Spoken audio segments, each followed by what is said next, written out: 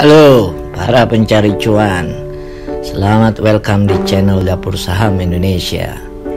Channel yang akan membawa lo semua sadar akan kenyataan di bursa saham. Pump and dump, pompa dan buang adalah skema manipulatif yang coba menaikkan harga saham atau sekuritas melalui penyebaran informasi sesat, rekomendasi palsu, dan saran abal-abal. Dalam bahasa populer lebih dikenal dengan pom-pom saham. Singkatnya, ada pihak yang distribusiin dan nyebarin informasi keliru, menyesatkan atau lebay, dilebih-lebihin untuk tujuan meraih keuntungan. Nah, yang perlu lo paham, para pom-pomers ini tidak berdiri sendiri atau bekerja sendiri, melainkan bagian kecil dari skema orang berduit yang merampok duit para pedagang saham pemula, newcomer, atau investor cupu. Kayak gue waktu awal-awal masuk ke pasar saham. Gue kasih tahu ya, 2 tahap pump and dump ini. Tahap pertama, promotor mencoba menaikkan saham dengan pernyataan yang salah, menyesatkan tentang perusahaan. Jadi promotor membeli dulu agar sahamnya naik untuk menarik minat, animo masyarakat dan pedagang saham modal tipis kayak kita untuk beli itu saham. Tahap kedua, setelah volumenya udah besar, pelaku di balik skema pom-pom saham atau pump and dump menjual dan membuang sahamnya, menyebabkan harga turun drastis dan banyak pedagang saham yang sudah membeli di harga pucuk merugi. Nah, yang gue jelasin tadi itu skema pom-pom klasik ya. Target dan skema pump and dump biasanya menargetkan saham-saham berkapitalisasi mikro dan kecil. Salah satu kasus yang terkenal yang saat ini masih berjalan adalah kasus David Sidhu yang dituduh melakukan penipuan saham multi-years pump and dump besar-besaran. Pengusaha Vancouver, David Sidhu, menghadapi tuduhan penipuan baru. Asal lo tahu ya, dia pernah ngaku bersalah atas perannya dalam skandal penerimaan perguruan tinggi di Amerika Serikat yang sangat terkenal pada tahun 2020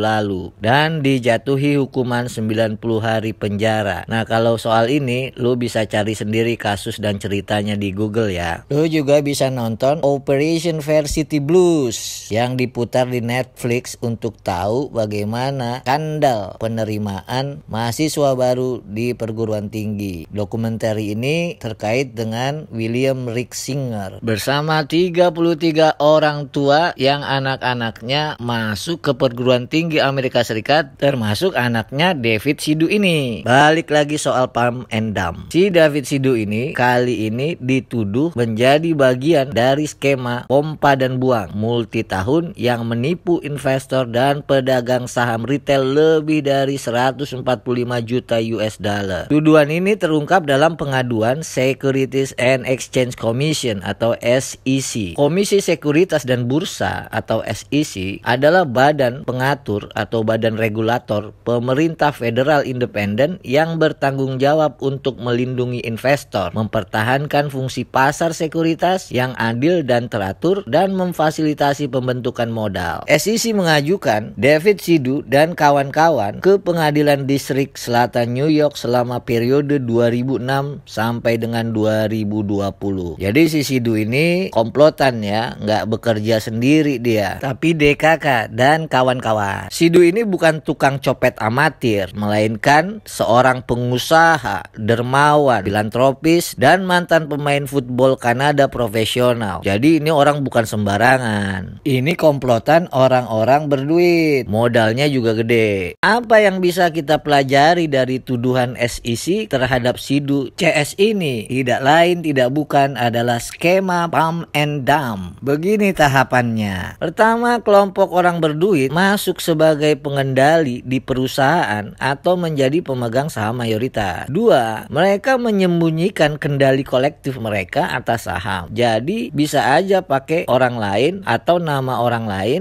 untuk masuk ke perusahaan atau menaikkan harga sahamnya. 3, mendanai kampanye promosi yang menyesatkan untuk membangkitkan minat di antara investor dan pedagang saham retail yang tidak menaruh curiga. 4, kemudian kelompok orang berduit ini menjual kepemilikan saham mereka untuk menguangkan harga saham yang udah meningkat atau udah tinggi. Dalam kasus SIDO, kelompok tersebut menggunakan platform layanan keuangan di Swiss untuk memindahkan saham. SIDO CS menggunakan Omnibus Vehicle and Front Companies offshore untuk menyembunyikan fakta bahwa dia adalah penerima manfaat dari penjualan saham. Kelompok ini juga dituduh membagi keuntungan sambil memegang sebagian uang tunai untuk mendanai pump and dump mereka berikutnya. Adapun emiten yang direkayasa harga sahamnya menurut SEC, saham North American Oil and Gas Corp serta American Helium Inc. SEC telah menuduh SIDO DKK meraup keuntungan dengan menjual saham North American Oil and Gas Corp senilai 15,23 juta dolar Amerika Serikat pada tahun 2013 dan 2014. Kelompok ini juga dituduh meraup keuntungan jumbo dengan menjual 1,45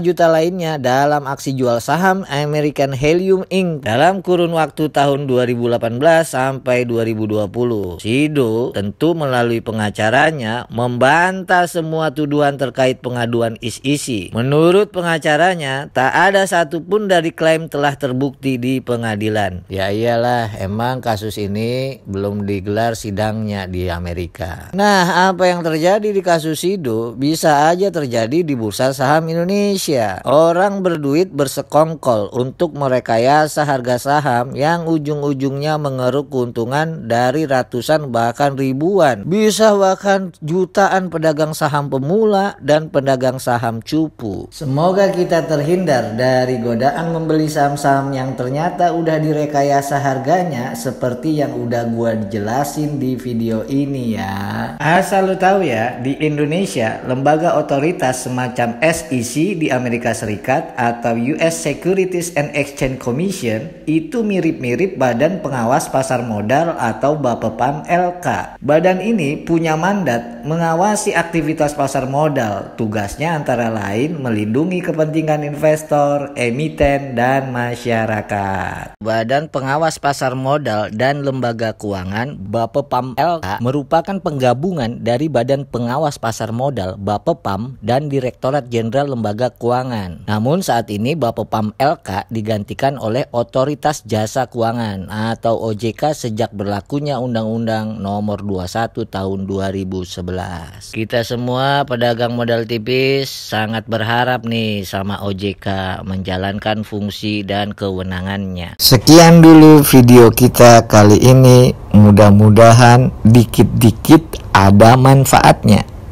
Terima kasih ya udah nonton channel Dapur Saham Indonesia.